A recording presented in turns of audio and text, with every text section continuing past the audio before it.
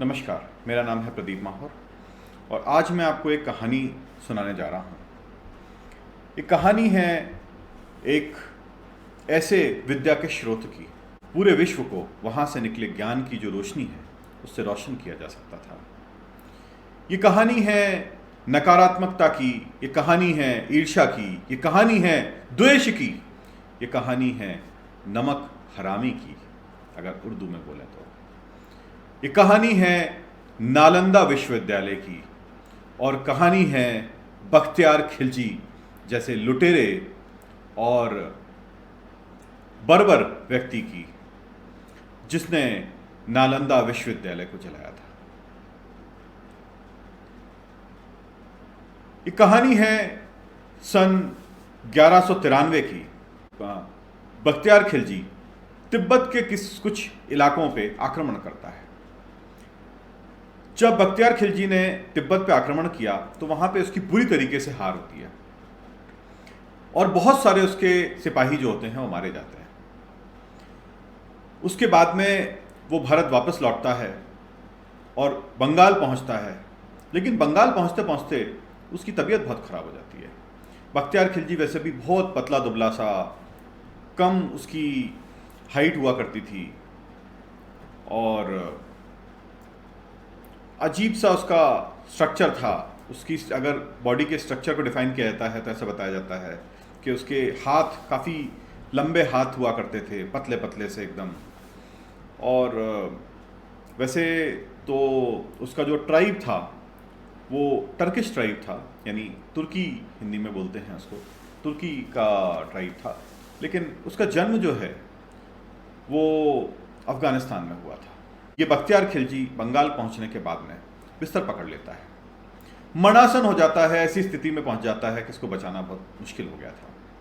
बहुत सारे हकीम और बहुत सारे ऐसे लोग जो कि इलाज कर रहे थे इसका, वो बोल देते हैं कि अब इसका बचना संभव नहीं है। उसके बाद में कुछ लोग बख्तियार खिलजी को समझाते हैं कि एक बहुत जाने माने वैद्य हैं नालंदा यूनिवर्सिटी के, जो कि उस समय नालंदा यूनिवर्सिटी के प्रमुख हुआ करते थे, राहुल श्रीभद्रा जी। वो किसी भी प्रकार के बीमारी जो है उसका इलाज जानते हैं, तो क्यों ना एक बार उनसे बात करी जाए। बख्तियार खिलजी मना कर देता है कि कोई भी ऐसा व्यक्ति जो गैर इस्लामी हो उससे मैं इलाज कराना पसंद नहीं करूंगा।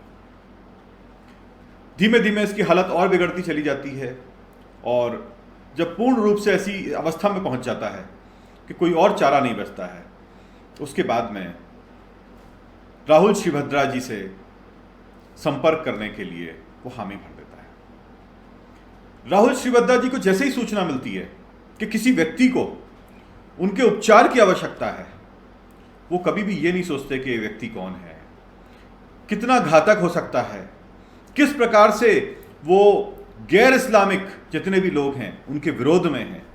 बिना कुछ सोचे हुए वो सिर्फ एक विचार करते हैं कि वो इस समय पे एक मरीज है और उसको इलाज की आवश्यकता है। वो उस मरीज के पास पहुंच जाते हैं इलाज करने के लिए। मरीज से बोलते हैं कि तुम्हारा जो मर्ज है इसका इलाज मेरे पास में है और तुम ठीक हो जाओगे। तुमको कुछ दवाएं हैं जो मैं दे रहा हूं, वो तुमको खानी पड़ेगी। बख्तियार खिलजी बोलता है कि मैं दवा तो खा सकता हूं, लेकिन मेरी शर्त यह है कि वो दवा का निर्माण जो है वो किसी इस्लाम को मानने वाले मुसलमान ने किया हो, तभी मैं उस दवा को खा सकता हूं। राहुल श्रीभद्रा जी अचरज में पड़ जाते हैं, लेकिन उनका उस समय ध्येय होता है कि किसी प्रकार भी उनके सामने जो पेशेंट है, जो मरीज है, उसका उपचार किया जाए। तो वो एक कुरान मंगाते हैं, उस कुरान को थोड़ी देर अपने पास रखते हैं और पास रखने के बाद में बख्तियार खिलजी को वो कुरान देते हैं। बख्तियार खिलजी से वो बोलते हैं कि इस कुरान को रोजाना सवेरे उठने के बाद में इसके 2-3 पन्ने जो हैं वो आपको पढ़ने हैं और आप ठीक हो जाओगे। बख्तियार खिलजी बड़ा प्रसन्न होता है कि कुरान पढ़ने से अगर मैं ठीक हो रहा हूँ तो इससे बढ़िया क्या हो सकता है। वो कुरान पढ़ना शुरू करता है, डेली 3-4 पन्ने पढ़ता है और पलट के और सो जाता है। धीमे धीमे उसकी सेहत में सुधार होने लग जाता है। महीने भर के अंदर अंदर पूरी तरीके से वो स्वस्थ हो जाता है। राहुल श्रीभद्रा जी से मिलने की वापस से बात करता है।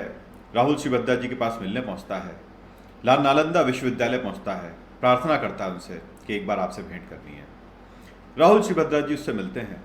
वो उनसे पूछता है कि आपने कुरान जो है उसको देखे मुझे ठीक कर दिया, ये बात मुझे बहुत पसंद आई, और मैं जानना चाहता हूं कि कुरान के अंदर ऐसे कैसे चमत्कार होते हैं जिससे कि कोई भी बीमार व्यक्ति उससे ठीक हो जाता है।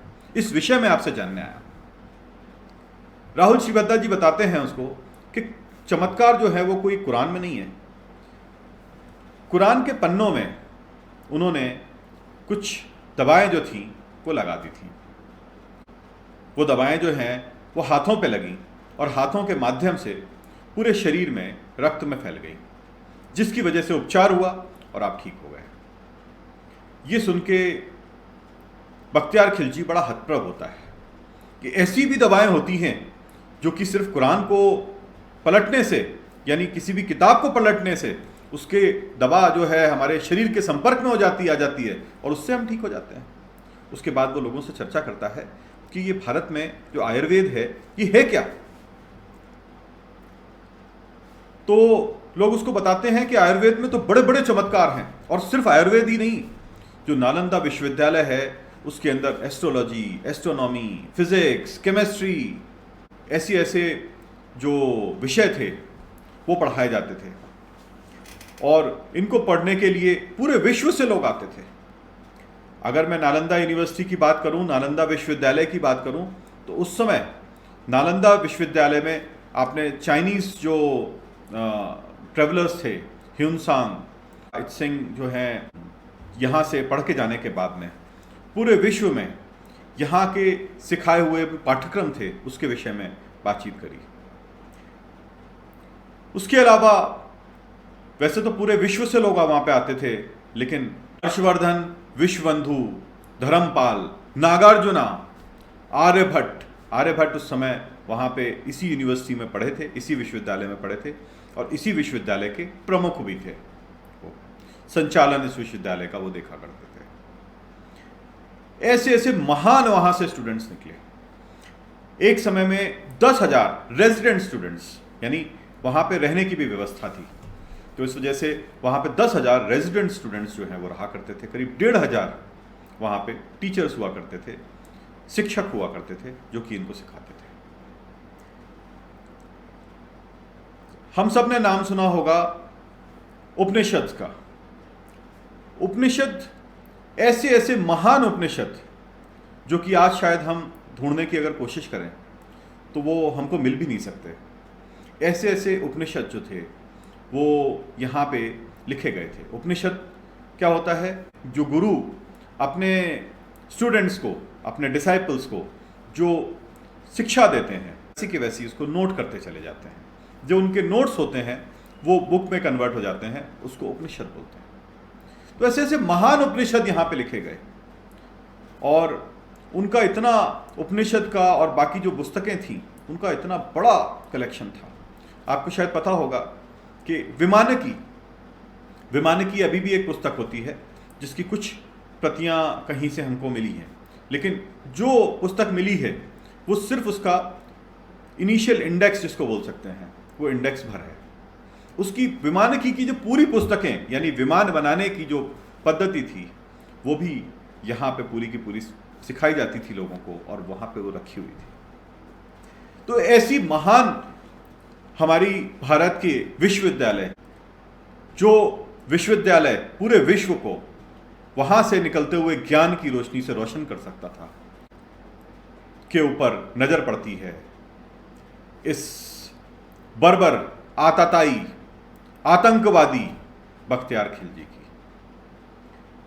और ये बख्तियार खिलजी राहुल श्रीभद्रा जी से मिलने के बाद में ये निर्णय करता है कि नालंदा विश्वविद्यालय जो है यहाँ पे नहीं होना चाहिए, क्योंकि नालंदा विश्वविद्यालय एक ऐसा स्रोत है ऊर्जा का कि अगर ये यहाँ पे रहता है, तो हम कितना भी इस जगह को लूट लें, कितना भी हम सोना यहाँ से ले जाएं, ये सब सोना दोबारा वापस आ जाएगा। विद्या जो है उसके अंदर वो ताकत है कि कोई भी स्वर्ण, कोई भी दौलत, कोई भी खजाने में वो ताकत नहीं है। नालंदा विश्वविद्यालय पूरी तरीके से देखा जाए तो विद्या के खजाने से ओतप्रोत था। बख्तियार खिलजी, नमक हराम बख्तियार खिलजी, ईर्ष्या और द्वेष से भरा हुआ बख्तियार खिलजी जो है वो बंगाल से आता है और आक्रमण कर देता है बिहार के ऊपर, और नालंदा विश्वविद्यालय के ऊपर आक्रमण कर देता है। नालंदा विश्वविद्यालय पर आक्रमण करके उन्हीं राहुल श्रीभद्रा जिन्होंने उसकी जान बचाई थी, वो भी उस लड़ाई में मारे जाते हैं, क्योंकि वो ज्ञान का केंद्र था। वहां पे कोई भी हथियार चलाना नहीं सिखाया जा सकता, हथियारों को बनाना सिखाया जा सकता था, चलाना नहीं सिखाया जा सकता था वहां पे। इस वजह से बहुत आसानी से वो वहां पे आक्रमण करके उस आक्रमण में हजारों वहां के जो शिक्षार्थी थे उनको कत्ल कर देता है, और बहुत सारे वहां के जो टीचर्स थे, शिक्षक थे, उनको भी वहां पे कत्ल कर दिया जाता है। कत्ल करने के बाद में वो वहां नहीं रुकता, जाता है उदांतपुरी और विक्रमशिला विश्वविद्यालय, उन विश्वविद्यालयों के ऊपर भी आक्रमण करके वो उनको आग लगा देता है। नालंदा विश्वविद्यालय की जो पुस्तकालय था वो इतना बड़ा पुस्तकालय था, करीब 3 मंजिल का पुस्तकालय था। उसमें इस बर्बर आताताई ने आग लगा दी, और ऐसा बताया जाता है कि 3 माह तक वो विद्या का स्रोत, वो पुस्तकालय जलता रहा। उसकी अग्नि की लपटें जो थी वो 3 माह तक उठती रही, और पूरे विश्व को कई दशकों पीछे ढकेल दिया इस आताताई ने, क्योंकि यहां से निकला हुआ ज्ञान, यहां से निकला हुआ साइंस जो था पूरे विश्व में जाता था, बिना किसी शुल्क के जाता था। कोई भी व्यक्ति वहां पे आके बिना कोई शुल्क दिए हुए पढ़ सकता था। ऐसी जगह का इसने पूरा सर्वनाश जो है वो कर दिया।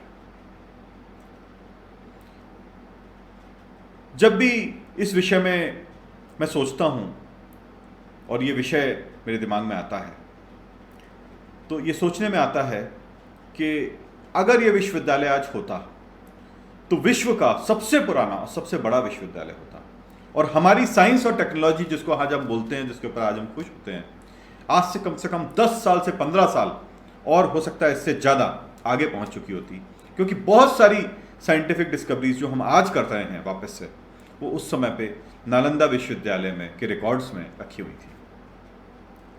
आज छोटे छोटे उसके अंश हमको अलग अलग जगह से मिल जाते हैं। कुछ अंश मिल जाते हैं, कुछ वेदों की कुछ किताबें जो हमारे पास बच गई हैं उनसे अंश मिल जाते हैं, लेकिन एक बहुत बड़ा भंडार जो था, ज्ञान का बहुत बड़ा भंडार था, जो इस आताताई की जलन, ईर्ष्या और द्वेष के कारण मिट गया। इसी प्रकार इस कहानी का तो अंत हुआ, लेकिन भारत के निर्माण की कहानी, नई कहानी हम सबको लिखनी है, आप सबको लिखनी है। जिस प्रकार से भारत को स्वर्ण की चिड़िया कहा जाता था, उस प्रकार से हमको दोबारा से इसको बनाना है।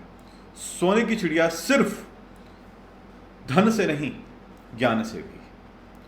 उसी प्रकार से दोबारा से ज्ञान से ओतप्रोत करना है, उसी प्रकार से हमारे विश्वविद्यालय बनाने हैं, उसी प्रकार से हमारे यहाँ के लोगों के अंदर ज्ञान होना चाहिए, जिस प्रकार से उस समय दिया जा रहा था।